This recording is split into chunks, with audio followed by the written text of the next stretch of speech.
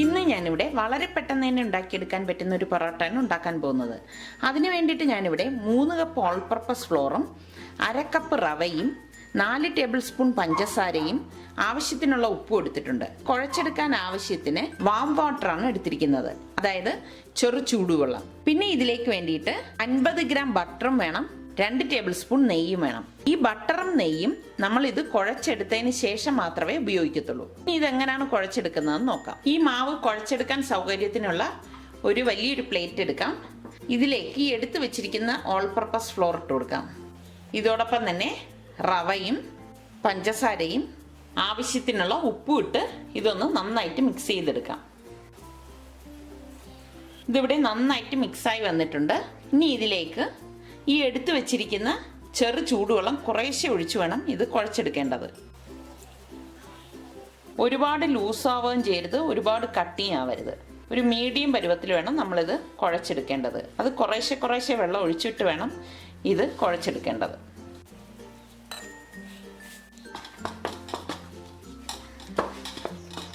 എല്ലാവരും എന്നോട് വീറ്റ് പൊറോട്ട ഉണ്ടാക്കുന്നത് ചോദിക്കുന്നുണ്ട്. ഞാൻ ഉടൻ തന്നെ അത് കാണിക്കുന്നതാണ്. ഇതിവിടെ കുഴച്ചെടുത്ത് വെച്ചിട്ടുണ്ട്. ഈ ഒരു പരുവത്തിൽ ഇത് നമ്മൾ കുഴച്ചെടുക്കണം. ഇതിവിടെ ഞാൻ കുഴച്ചെടുത്ത് വെച്ചിട്ടുണ്ട്. ഇനി ഇത് ഈ മാവ് മൂടിയിട്ട് 15 മിനിറ്റ് മാറ്റി വെക്കാം. ഇതിവിടെ 15 മിനിറ്റ് കഴിഞ്ഞിട്ടുണ്ട്. ഇനി ഇതിൻ്റെ മൂടിയൊന്ന് മാറ്റിയിട്ട് നമുക്ക് ഈ മാവിനെ ഈക്വലായിട്ട് ഡിവൈഡ് ചെയ്തെടുക്കാം. കയ്യിൽ സ്വല്പം നെയ്യ് തടവിയിട്ട് നമുക്കിത് ഡിവൈഡ് ചെയ്തെടുക്കാം.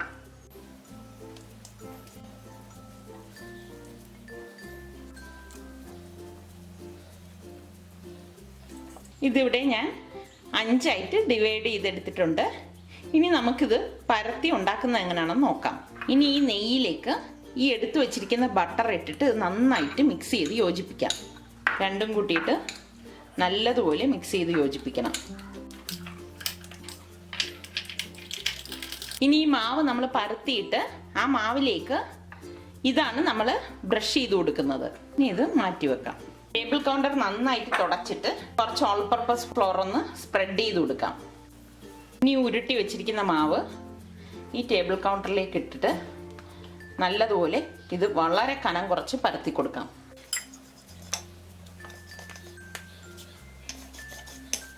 വളരെ കനം കുറച്ച് ഇത് പരത്തിയെടുക്കണം.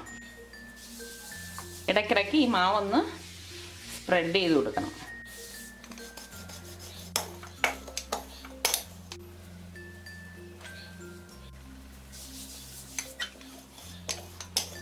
നല്ലവണ്ണം പരത്തി ഇതുപോലെ കനം കുറച്ച് നല്ലവണ്ണം പരത്തണം. പരത്തിയ ശേഷം ഇതിലേക്ക് നമുക്ക് ഈ ബട്ടറും ഗീയും കൂടി മിക്സ് ചെയ്തത് ബ്രഷ് ചെയ്ത് കൊടുക്കാം.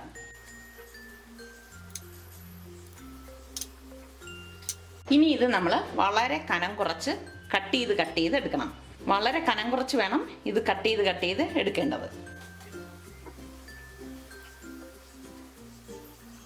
നല്ല ക്ഷമയോടെ ഇത് കട്ട് ചെയ്തെടുക്കണം.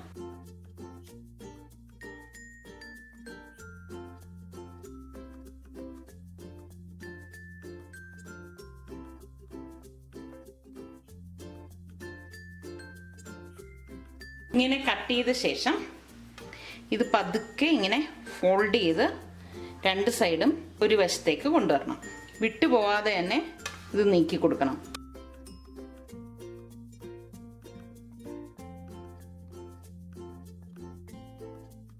ഇതുപോലെ കൊണ്ടുവന്നിട്ട് വീണ്ടും ഈ ബട്ടറും ഗീയും ഉള്ളത് ഇതിലേക്കൊന്ന് ബ്രഷ് ചെയ്ത് കൊടുക്കാം. കുറച്ച് ബട്ടറും ഗീയും കയ്യിൽ തടവിയിട്ട് ഈ മാവിൻ്റെ എല്ലാ വശത്തും ഒന്ന് തേച്ച് കൊടുക്കാം. എന്നിട്ടിത് പതുക്കെ ഒന്ന് ഫോൾഡ് ചെയ്ത് കൊടുക്കാം. ഇങ്ങനെ ഫോൾഡ് ചെയ്ത് വെക്കണം. ബാക്കിയിരിക്കുന്ന മാവും ഇതുപോലെ തന്നെ പരത്തി ബട്ടറും ഗീയുള്ള കൂട്ട് നല്ലതുപോലെ ബ്രഷ് ചെയ്തിട്ട് ഇതുപോലെ ലെയറാക്കി കട്ട് ചെയ്തിട്ട് വീണ്ടും കുറച്ച് ബട്ടറും ഗീയും അതിൽ തടവിയിട്ട് ഫോൾഡ് ചെയ്ത് ഇതുപോലെ എടുക്കണം.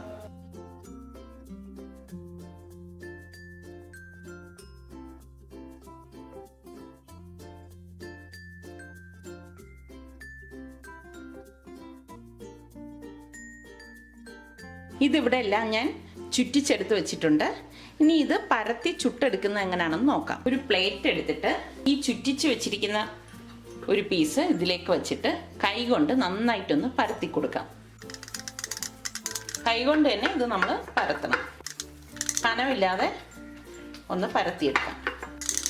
ഇനി ഇത് ചൂടായ പാനിലിട്ട് ചുട്ടെടുക്കാം. പാൻ അടുപ്പത്ത് വെച്ച് ചൂടാകുമ്പോഴേക്ക് ഇതിലേക്ക് ഈ നെയ്യും ബട്ടറും കുറച്ചൊന്ന് ബ്രഷ് ചെയ്ത് കൊടുക്കാം.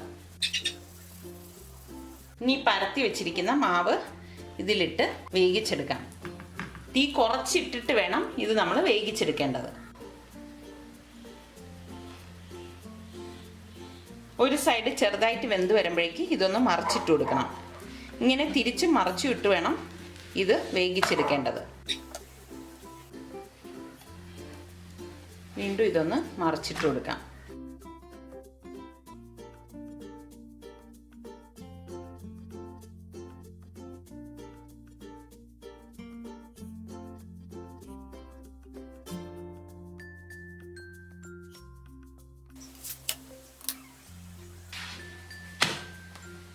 ഇതിവിടെ നല്ല പാകത്തിന് വെന്ത് വന്നിട്ടുണ്ട്. നല്ല ഗോൾഡൻ കളറിൽ രണ്ട് സൈഡ് നല്ലതുപോലെ വെന്ത് വന്നിട്ടുണ്ട്. ഇനി ഇതൊരു പ്ലേറ്റിലേക്ക് നമുക്ക് മാറ്റിയിട്ട് ബാക്കിയിരിക്കുന്ന പൊറോട്ടയും ഇതുപോലെ തന്നെ ഇട്ട് ചുട്ടെടുക്കാം.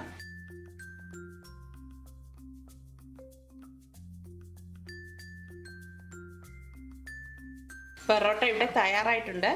ഇപ്പം തന്നെ ഇതിൻ്റെ ലെയറൊക്കെ വിട്ട് വന്നിട്ടുണ്ട്. നോക്കുമ്പോൾ കാണാൻ സാധിക്കും.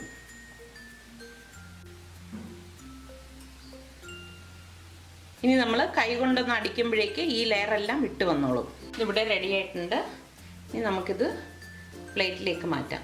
പൊറോട്ട ഇവിടെ തയ്യാറായിട്ടുണ്ട്. ഇനി ഇത് ചൂടോടെ തന്നെ ഈ 5 പൊറോട്ടയും ഒരു പ്ലേറ്റിലേക്ക് എടുത്ത് വെച്ചിട്ട് സൈഡ് നല്ലതുപോലെ അടിച്ചു കൊടുക്കാം. രണ്ട് സൈഡും നല്ലതുപോലെ ചുറ്റിച്ച് അടിക്കണം.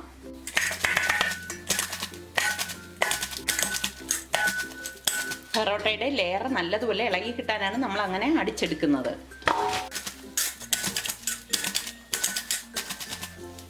ഒന്ന് അടിച്ചപ്പോൾ തന്നെ ഇതിൻ്റെ ലെയറെല്ലാം ഇളകി വന്നിട്ടുണ്ട്. കാണുമ്പോൾ തന്നെ മനസ്സിലാവും നല്ല സോഫ്റ്റ് ആയിട്ടുള്ള ഒരു പൊറോട്ടയാണിത്. ഈ പൊറോട്ടയുടെ ലെയർ ഞാനിവിടെ കാണിച്ചു തരാം. എടുക്കുമ്പോൾ തന്നെ ഇങ്ങനെ നല്ല ലെയറായിട്ട് അത് കിട്ടും. വളരെ സോഫ്റ്റ് ആയിട്ടുള്ള പൊറോട്ട ഇവിടെ തയ്യാറായി. ഇത് വല്ലപ്പോഴും ഒക്കെ നമുക്ക് വീട്ടിൽ ട്രൈ ചെയ്യുന്നതുകൊണ്ട് കുഴപ്പമൊന്നുമില്ല. എല്ലാവരും ഇത് ട്രൈ ചെയ്ത് നോക്കി ഇഷ്ടമാണെങ്കിൽ സബ്സ്ക്രൈബ് ചെയ്യുക.